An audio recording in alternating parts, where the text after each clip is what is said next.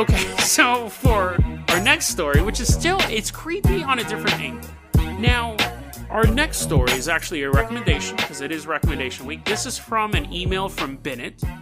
He actually requested or recommended quite a few Bigfoot stories. It's funny, one of them, he was like, have you ever heard about vanishing Bigfoot? A couple people have referenced that to me as well. And I was like, oh no, I'll look into it. There's like 300 sightings of vanishing Bigfeet.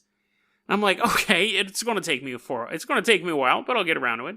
But this story is fairly simple. The implications are quite creepy, but it involves a lonely farmer, a dark, foggy night, and a close encounter of the furred kind. It's winter, 1974, and we are in Polk County, Wisconsin, home of 4 touchdowns in a single game. There's a dude, he's 68 years old, named William Bosak. Now, generally, UFO sightings, when people are like, dude, I dropped like 8 tabs of acid and saw God last night, I'm obviously going to dismiss that. But there is something with people, like older people who see UFOs, you're like, you know, what does that guy have to, like, that guy's probably not making that up. Most UFO sightings I actually don't think are made up. I don't think most ghost sightings are made up either. I think people are either mistaken or it's their imagination, and some of them are real. But it's funny because whenever you see UFO stories from people who seem to be like salt of the earth people, you're like, I imagine my grandpa like seeing a UFO. If my grandpa saw a UFO, he'd never tell anybody. He'd be like, oh, that was weird. Because some people, like the people who go looking for this stuff, of course, they're going to tell everyone they know. They're going to be in line at the grocery store and they'll be like, guess what? I saw a UFO fly by. And people are like, plastic or paper. Like, they'll tell everybody. But whenever you meet someone who's basically just like a farmer, a middle-aged or over-the-hill farmer out in the middle of nowhere who experiences some sort of paranormal phenomenon, it does add a little weight to it. You may think that's a little ageist, but I actually know it's not, because I'd say the same thing. If there was like a 20-year-old guy working at the oil drill factory, and that's all he did, he was just like a salt-of-the-earth guy, or he was a rodeo dude. Like, there are just some people that seem more serious. I've talked to a lot of hunters up here. Whenever I meet someone who's hunting, we'll talk a bit, and I will ask them, have you ever seen a Bigfoot? And a lot of times they'll be like, nah, I don't believe in it. But every so often, I'll be talking to some dude, young or old, and I'll be like, have you ever seen Bigfoot? And they're like, maybe. And they'll tell me a story. It's so, because again, they're people who are out in the woods all the time. They're not like out there with their camcorders and their night vision goggles. They're just out there trying to hunt deer. And one day they'll be like, yeah.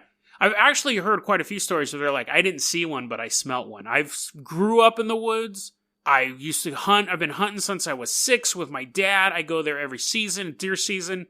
And one day I came across something and I didn't get a glimpse of it, but I heard it and I smelled it and I knew immediately to get out of the area. It wasn't a bear. It wasn't a dead animal. It was something big and smelly. It basically instilled them with fear and they left. I've heard that story a couple times. I haven't seen it, but I've smelled it. And Bigfoots generally do have a very pungent smell. Do you know Britney Spears has, like, she makes most of her money from perfume sales now? I think she makes like $60 million a year from perfume.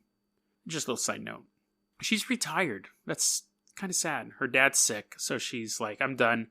I'm done performing. Okay, so let me get back to the Bigfoot story, because I'm wandering off on my Britney Spears. So, we're going all the way back to this. So, it's winter 1974. It's Polk County, Wisconsin. William Bosak driving down the road late at night. Driving home. Not just driving down the road, because, it's fun. He's driving home. Thick fog bank rolls in. William looks around. He's like, I didn't know fog made noise, but apparently it does. Starts driving through the fog. Now, again, he's like, oh, whatever, it's fog. I live in the middle of nowhere. Whatever. I would be creeped out. I hate fog. Less than I hate snow, but I don't like fog. But anyways, he's just driving through it because it's no big deal. He lives out in the middle of nowhere. But through the fog, he sees a cone. Not a traffic cone, but a cone-shaped metal object hovering above the road. Now, it's through the fog, so of course your brain is going to be like, I'm not seeing that right. That's impossible. Why was there a metal cone? And at first he thought it was like a structure. He stops and he thinks it's like a metal structure that he's seeing wrong. But then he notices that there's nothing holding it up. It's basically hovering. It's a UFO, very, very close to the ground. He described it was 10 feet by 3 feet, so quite small. It's about the size of my bedroom. But I was not there, and neither was my bedroom as far as I know. And it's hovering there.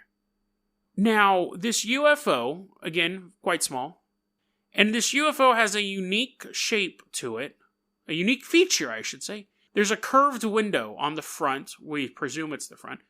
There's a curved window on the hovering cone. And William can see inside of it. We have his quote. I can remember it just as if it were yesterday. It was a little taller than a tall man. I could see a figure with its arms raised above its head. He was looking out the window, and it was a kind of different character than you'd see on this earth. It looked a good deal like a man, but it had a different looking face than you'd see. It had a kind of cow-looking face. Dark tan fur, except for its face and chin. It had a square face with hair sticking straight out from the sides. The ears stuck out from the head about 3 inches, and the eyes were large and protruding. The ears were calf-like. So, he's looking at this thing, and his first thing that pops in his head, other than there's a cow-looking dude looking at me, was first, because again, whenever you look at something weird, something that doesn't fit into the reality, your brain will try to make sense of it. And his first thing, he sees the cone, hovering cone, that's weird. He sees the curved glass and the creature inside. His first sense is, that's not fur, he's wearing a suit. His brain tried making sense, because he's like, there's nobody that has fur. So his brain tried making sense of any part of it, and he goes, oh, that guy just must be wearing a suit. Even though he's in a floating cone with a flattened cow face. He says that whatever was in there looked frightened, looked scared. And that scared William even more. He hits the gas, drives away from the thing. And at that point, he says that he felt like as he's leaving the area, he says he felt like darkness was starting to envelop the car. Like he just felt this surrounding darkness. The car seemed to not want to drive anymore.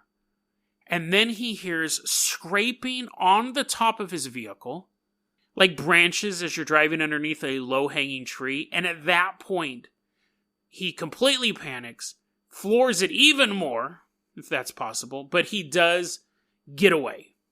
He drives home, and from his house, he was close enough to his house, from his house, he could see the fog bank. He could see where the cone was, or should be, but the fog obscured it.